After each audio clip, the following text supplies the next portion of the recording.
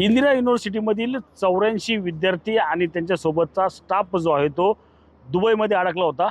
काल रात्री जो आहे तो सुखरूप भारतामध्ये या ठिकाणी परतलेला आहे. त्यापैकी काही विद्यार्थी आपल्यासोबत आहेत. आपण त्यांच्याकडून जाणून घेणार आहोत नक्की कशा प्रकारे परिस्थिती जी आहे ती त्या ठिकाणी होती. काय सांगशील, तुम्ही दुबईला शैक्षणिक सहलीसाठी गेला होता, कशा पद्धतीने भीतीचं वातावरण त्या ठिकाणी होतं आणि कशा प्रकारे मदत तुम्हाला मिळाली? ओके, तो जसा नॉर्मली आमची टूर एकदम नॉर्मल चालू होती. But as the first missile fire झाली ऑन अबुधाबी ओनली. त्या दिवशी आमचा एक ग्रुप अबुधाबीतच होता. तर it was a chaos. But युनिव्हर्सिटीने खूप प्रॉपर वेमध्ये मॅनेज केलं. विदिन 15 to 20 मिनिट्स पूर्ण मुलं कलेक्ट झालेत. लगेच आम्ही बसमध्ये बसलो and we were in to the hotel. तिथे आम्ही एकदम सेफली आलो. फूड वगैरे सगळं प्रॉपर होतं, सगळ्या ॲम्युनिटीज होत्या. तो yes, it was very safe at hotel, I would say. किती वातावरण त्या ठिकाणी आपण कसं पाहायला तुला मिळालं की भीतीदायक आवाज असतील, बॉम्बचे असतील किंवा धुराचे प्रकार त्या ठिकाणी मोठ्या प्रमाणात काय वाटत होतं या कशाने? जेव्हा आम्ही अबुधाबीवरनं दुबईला ट्रॅव्हल करत होते त्यावेळेस आम्ही 2 जागेवर बघितलं की मोठाले लाईक धूरचे पूर्ण क्लाउड्स उठत आहेत, जे खूप वरपर्यंत जात होते. सगळ्यांना क्लिअर नव्हतं. कोणाला वाटलं इंडस्ट्रीचं असेल, कोणाला वाटलं काही जाळलं असेल. बट जेव्हा आम्ही थोडं न्यूज वगैरे बघितलं तो वी वेअर अवेअर की तिथे मिसाईल्स फायर झालेले आहेत.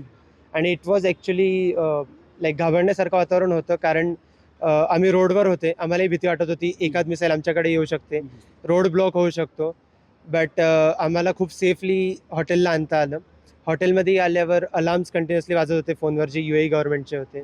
आणि जेव्हा 42 फोन्स एकसाथ वाजतात की देर इज अ अलर्ट, तर पॅनिक ऑब्व्हियसली होतंच. बट येस, आमचे जे टीचर्स होते त्यांनी खूप मॅच्युअरली हँडल केलं.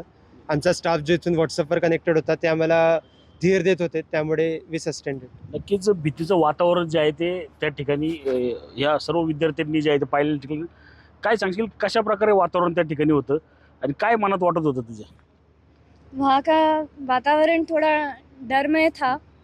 हम थोड़ा पैनिक कर गए थे, बट हम लोग साथ में थे तो हम अपना मन बजा रहे थे. हम टाइम टू टाइम अपडेट्स हमें आ रही थी, हमें इमोशनल सपोर्ट मिल रहा था टाइम टू टाइम. फैमिली से बात हो रही थी, फ्रेंड से बात हो रही थी, कॉलेज में बात हो रही थी, सभी से बात हो रही थी. तो कहीं ना कहीं वो मन में एक हिम्मत थी.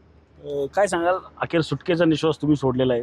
84 विद्यार्थी असतील, त्याचप्रमाणे काही स्टाफ त्या ठिकाणी अडकला होता. काय पहिली भावना तुमची? भावना हीच आहे की खरोखर सर्व विद्यार्थ्यांनी, त्यांच्या पालकांनी फार संयम आणि धीर दाखवला.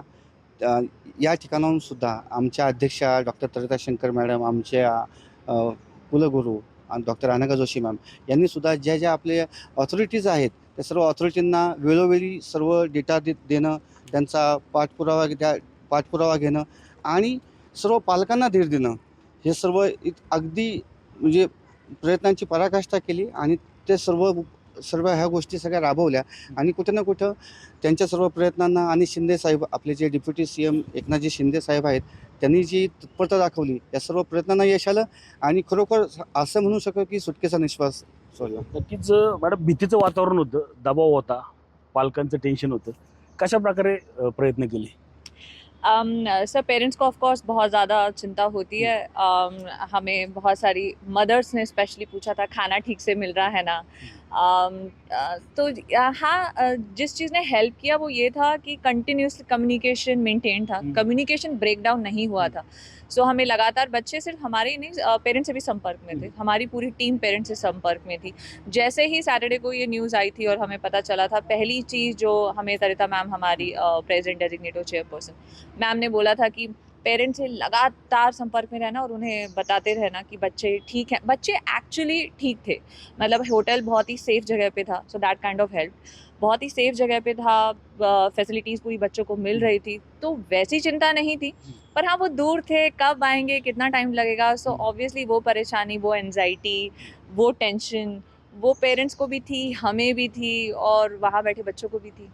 नक्कीच आपण पाहिलं तर 84 विद्यार्थी असतील, त्याचप्रमाणे काही स्टाफ असेल, तो अखेर भारतात परतलेला आपल्याला पाहायला मिळतं. त्यामुळे जे कॉलेज प्रशासनाकडून कुठेतरी सुटकेचा निश्वास जो आहे तो घेतलेला आपल्याला एकूणच पाहायला मिळत आहे. रणजित जाधव, TV9 मराठी, पिंपरी चिंचवड.